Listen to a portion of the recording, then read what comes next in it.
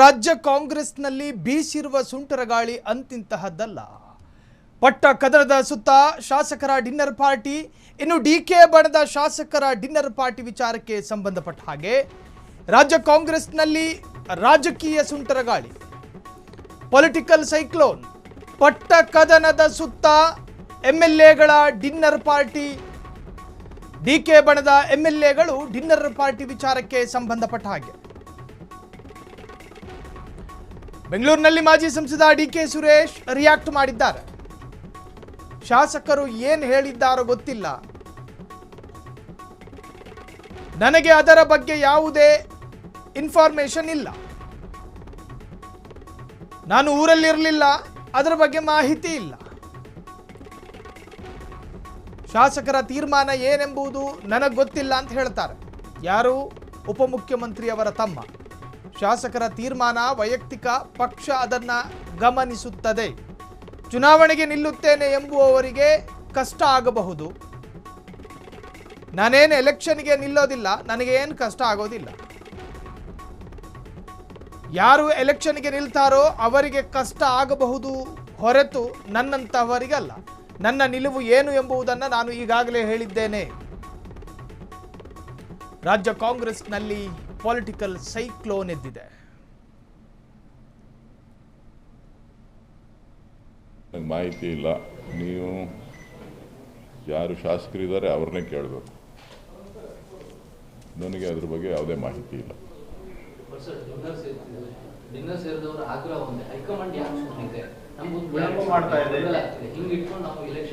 ನಾನು ಊರಲ್ಲಿ ಇರಲಿಲ್ಲ, ನನಗೆ ಅದ್ರ ಬಗ್ಗೆ ಮಾಹಿತಿ ಇಲ್ಲ. ಸೊ ಅವರೇನು ತೀರ್ಮಾನ ತಗೊಂಡಿದ್ದಾರೆ, ಅವ್ರೇನು ಹೇಳಿಕೆ ಕೊಟ್ಟಿದ್ದಾರೆ ಅನ್ನೋದು ಗೊತ್ತಿಲ್ಲ. ಅದು ಅವರವರ ವೈಯಕ್ತಿಕ ವಿಚಾರ, ಪಕ್ಷ ಅದನ್ನು ಗಮನಿಸ್ತದೆ.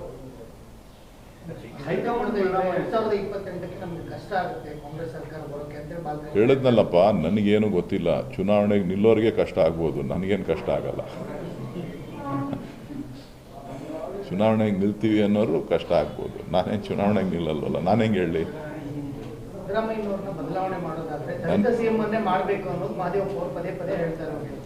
ಎಲ್ರಿಗೂ ಆಸೆ ಇದೆ, ತಪ್ಪೇನಿಲ್ಲ.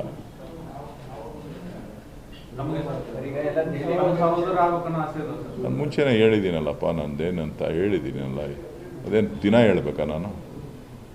ಪದೇ ಪದೇ ಏನು ಹೇಳೋವಂಥ ಅವಶ್ಯಕತೆ ಇಲ್ಲ. ನಾನು ಸ್ಪಷ್ಟಪಡಿಸಿದ್ದೀನಿ ಏನು ನಮ್ಮ ವಿಚಾರ ಏನು ಅಂತ ಹೇಳಿ. ನಮ್ಮಣ್ಣ ಡಿಕೆ ಸಿಎಂ ಆಗಬೇಕು ಅಂತ ದಿನಕ್ಕೆ 40 ಬಾರಿ ಹೇಳ್ತಾ ಇದ್ದ ಡಿಕೆ ಸುರೇಶ್ ಹೇಳಿದ್ದೇನು? ನಮ್ಮ ಅಣ್ಣನ ಹಣೆ ಬರ ನೆಟ್ಟಗಿದ್ರೆ ಸಿಎಂ ಆಗ್ತಾರೆ. ದಲಿತ ಸಿಎಂ ಆಗಬೇಕೆಂಬ ಮಹದೇವಪ್ಪರ ಹೇಳಿಕೆ ವಿಚಾರ. ಎಲ್ಲರಿಗೂ ಸಿಎಂ ಆಗೋ ಆಕಾಂಕ್ಷೆ ಇರೋದ್ರಲ್ಲಿ ತಪ್ಪೇನಿಲ್ಲ, ಅದೇನು ಅಪರಾಧ ಏನಲ್ವಲ್ಲ. ಡಿಕೆ ಶಿವಕುಮಾರ್ ಬೆಂಬಲಕ್ಕೆ ಶಾಸಕರ ಸಂಖ್ಯೆ ಹೆಚ್ಚಾಗುತ್ತಿರುವ ಬಗ್ಗೆ ನನಗೆ ಗೊತ್ತಿಲ್ಲ. ಬೊಮ್ಮಲ್ ವಿಚಾರ ಇದ್ರೆ ಕೇಳಿ, ನಾನು ರಿಯಾಕ್ಟ್ ಮಾಡ್ತೀನಿ. ಕಾರಣ, ಬೊಮ್ಮಲ್ಗೆ ಸಂಬಂಧಪಟ್ಟಿರೋ ವ್ಯಕ್ತಿ ನಾನು. ಕೆಎಂಎಫ್ ಚುನಾವಣೆಯನ್ನು ಅಧಿಕಾರಿಗಳು ನಿರ್ಧಾರ ಮಾಡ್ತಾರೆ, ನಾನು ನೀವಲ್ಲ. ಪಕ್ಷ ಯಾರಿಗೆ ಹೇಳುತ್ತದೋ ಅವರೇ ನಿಲ್ತಾರೆ.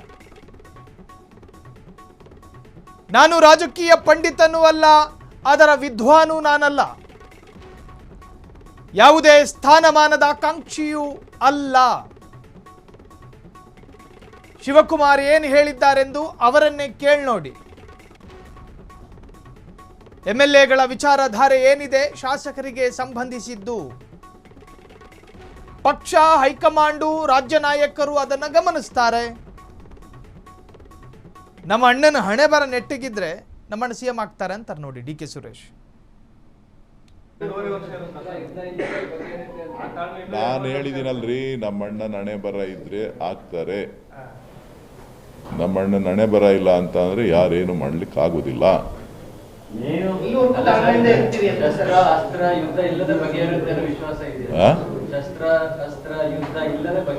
ಇದು ರಾಜಕಾರಣ. ಶಸ್ತ್ರ ಬೇಕಾಗಿಲ್ಲ, ಅಸ್ತ್ರ ಬೇಕಾಗಿಲ್ಲ.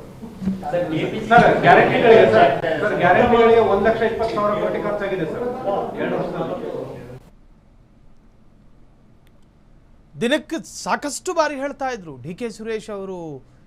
ಡಿಕೆ ಶಿವಕುಮಾರ್ ಸಿಎಂ ಆಗಬೇಕು, ಏನು ಯೋಗ್ಯತೆ ಇಲ್ವಾ? ಪಕ್ಷಕ್ಕಾಗಿ ನಾನಾ ತರಹದ ತ್ಯಾಗಗಳನ್ನು ಸಹಿಸ್ಕೊಂಡವ್ರು ನಮ್ಮ ಅಣ್ಣ, ಯಾಕೆ ಆಗಬಾರ್ದು? ನಮ್ಮ ತಾಳ್ಮೆನ ಪರೀಕ್ಷೆ ಮಾಡಬೇಡಿ ಅಂತ ಹೇಳ್ತಿದ್ದ ಡಿಕೆ ಸುರೇಶ್ ಇದ್ದಕ್ಕಿದ್ದ ಹಾಗೆ ಹೇಳ್ತಿರೋದೇನು? ನನ್ನ ಅಣ್ಣನ ಹಣೆ ಬರಹ ನೆಟ್ಟಿಗಿದ್ರೆ ಅವ್ರು ಸಿಎಂ ಆಗ್ತಾರೆ, ಇಲ್ದಿದ್ರೆ ಆಗೋದಿಲ್ಲ. ಇನ್ನು ಶಾಸಕರ ಅವರದೇ ಆದಂಥ ವಿಚಾರಧಾರೆಗಳು ಅವರವರ ಸ್ವಾತಂತ್ರ್ಯಕ್ಕೆ ಬಿಟ್ಟಿರೋ ವಿಚಾರ, ನಾನೇನು ಮೂಗು ತುರಿಸೋದಕ್ಕೆ ಹೋಗೋದಿಲ್ಲ ಅಂತ ಹೇಳಿ ಡಿ ಕೆ ಸುರೇಶ್ ಕಡ್ಡಿ ಮುರಿದ ಹಾಗೆ ಮಾತನಾಡಿದ್ದಾರೆ. ಕ್ಷಣ ಕ್ಷಣದ ಸುದ್ದಿಗಳಿಗಾಗಿ ಫ್ರೀಡಂ ಟಿವಿ ಸಬ್ಸ್ಕ್ರೈಬ್ ಮಾಡಿ, ಲೈಕ್ ಮಾಡಿ ಹಾಗೂ ಫಾಲೋ ಮಾಡಿ. ಹೊಸ ಸುದ್ದಿಗಳ ನೋಟಿಫಿಕೇಶನ್ಗಾಗಿ ಬೆಲ್ ಐಕಾನ್ ಮೇಲೆ ಕ್ಲಿಕ್ ಮಾಡಿ.